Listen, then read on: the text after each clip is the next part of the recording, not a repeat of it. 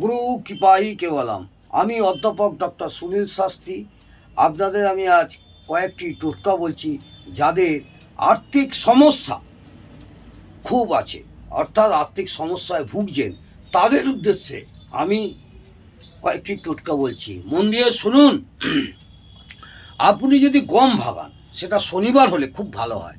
শনিবার যদি গম ভাঙাতে যান, সেই গমেতে এক মুঠো কালো ছোলা মিশিয়ে নিয়ে গম ভাঙাবেন। এইরূপ করিলে গিয়ে সুখ শান্তি এবং আর্থিক সমৃদ্ধি বাড়ে।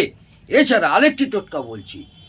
আরেকটি টোটকা হলো 21টি শুক্রবার 9 বছরের কম বয়সী মেয়েদের পায়েস বা মিচড়ি খেতে দিন। নিজের ঘরে প্রত্যেক দিন নিয়মিতভাবে গাওয়া ঘি দিয়ে প্রদীপ জ্বালান এবং প্রদীপের যে সলতেটি হবে, ওই সলতেটি মলি সুতোর হবে, দশকর্মা দোকানে পাবেন। আরেকটি টোটকা বলছি, যদি নিজের আর্থিক নিয়ে খুবই চিন্তায় পড়ে আছেন, তাহলে কম করে 5টি বৃহস্পতিবার যে কোনো বিবাহিত স্ত্রীকে সোহাগের জিনিস দান করুন।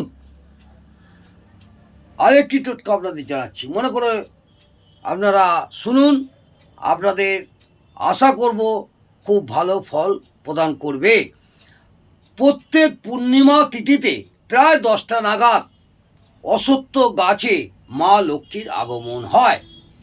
ওই পূর্ণিমার দিন স্নান করে শুদ্ধ বস্ত্রে শ্রদ্ধা ভক্তির দ্বারা প্রদীপ জ্বালিয়ে আত্মবিশ্বাস দ্বারা পূজা অর্চনা করতে পারেন, তাহলে সেই ব্যক্তির আর্থিক সংকট থেকে অনেকটাই মুক্তি পাবেন।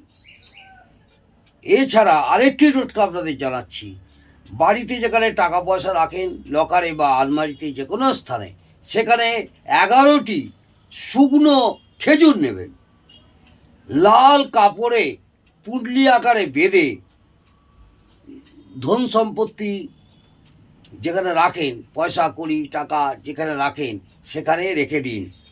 আশা করব আপনারা আশানুরূপ ফল পাবেন।